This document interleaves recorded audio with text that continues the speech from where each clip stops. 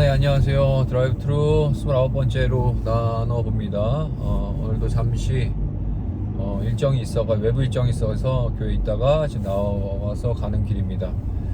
어떤 일정이냐면은 제가 쓰는 노트북이 하자가 좀 생겼어요. 노트북 그 디스플레이에 액정에 좀 문제가 있는 것 같아요. 그래서 서비스 센터, 공식 서비스 센터를 왔고 상담을 받았습니다. 원인과 이 노트북 상태의 그 원인을 딱 보고 나서 이것저것 점검해 본 결과 결론은 80 얼마를 주고 교환을 하셔야 됩니다 라고 얘기를 하네요.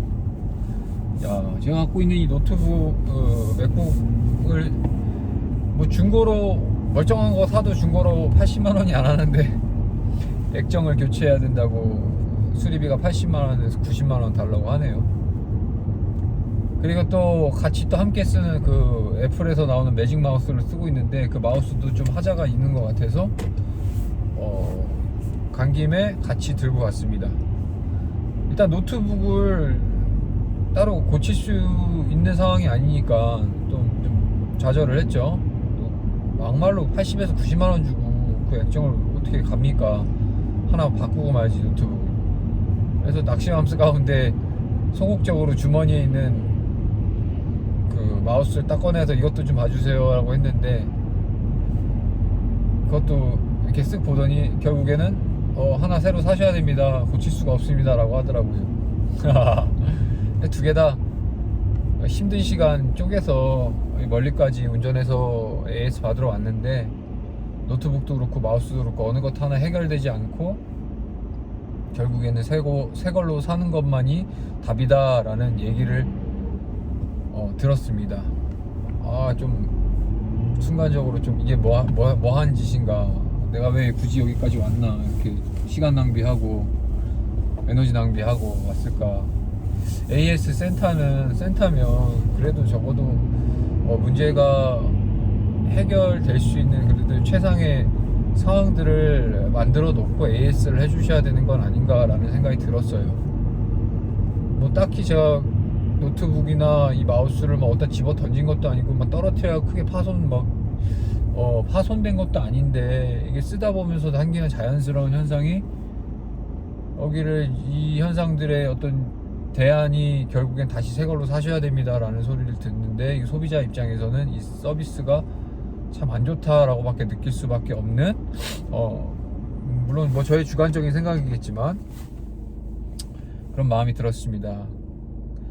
요즘 돈 들어갈 일이 너무 많네요. 이게 인생 아니겠습니까? 돈이라는 게 어떻게 버는 것도 중요하지만 어떻게 쓰는가가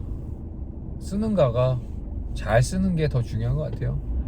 어쨌든 좀 잘 썼으면 좋겠네요. 돈 있지도 않지만. 아무튼 이런 상황들 겪으면서 갑자기 브랜드 떠오르는 생각이 있기 때문에 나눠보려고 이제 서두에 이런저런 얘기를 꺼냈습니다. 별 영향가치가 없는 얘기를 이렇게 서두에 굳이 꺼냈네요. 쉽게 얘기하면 구원은 서비스가 없습니다.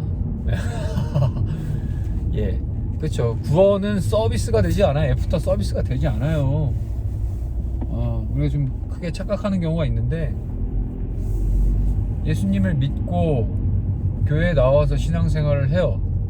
어릴 적에 1차 저차 여차한 이유로 부모님을 통한 모태신앙이어서 또는 친구나 주변 사람들에게 전도를 받아서 예수님을 알게 됐고 믿겠다고 영접을 했고, 영접함과 동시에 교회에서 신앙생활을 세워나가죠. 그러다가 어느 날 이제 교회에서 생활이 고리타분한 거예요. 사실 신앙생활 하면 좀 불편한 점이 많아요. 기독교인이라고 하면 일단 사회생활 가면 제약되는 것도 많고, 그건 간단히 술, 담배 문제도 그렇죠. 저도 옛날에 술 많이 먹었던 사람이라서 그런 세상이 주는 유익들, 그런 것들이 얼마나 내게 유혹거리가 되는지 어느 누구보다 잘 아는 게 접니다. 저 같은 사역자야 굳이 세상에 나와서 그런 유혹 속에서 살아갈 배경이 그렇게 많지가 않죠, 일반 사람들보다는. 감사한 거죠. 그만큼 제가 연약하니까 하나님께서 사역자로 불러놓은 거 아니시겠습니까? 여튼 이렇게 세상에서 속해서 살아가는 그리스도인으로서 이게 쉽지 않아요, 유혹이라는 게. 그리고 또 주일에 한번 이렇게 교회 가면 또 이 교회 생활 자체가 그렇게 막 긍정적이지 못해요.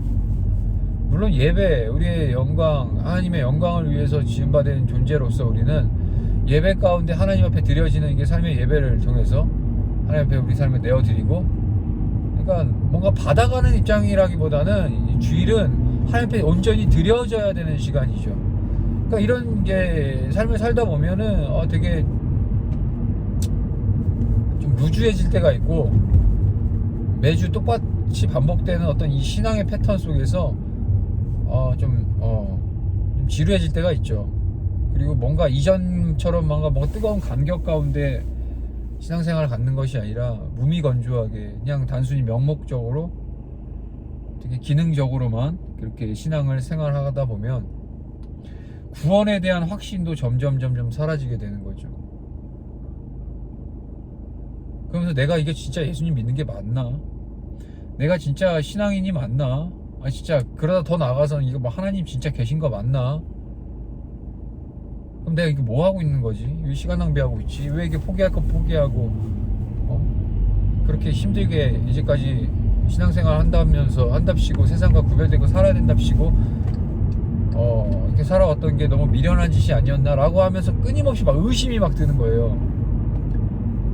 그러다 결국 구원에 대한 확신까지 잃어버리게 되고, 내가 자기 스스로가 나는 구원받았나 안 받았나 이렇게 막 착각 속에서, 그러니까 확신 없이 의심 가운데 살다 보면은 결국엔 자기 합리화를 하죠. 어떤 자기 합리화?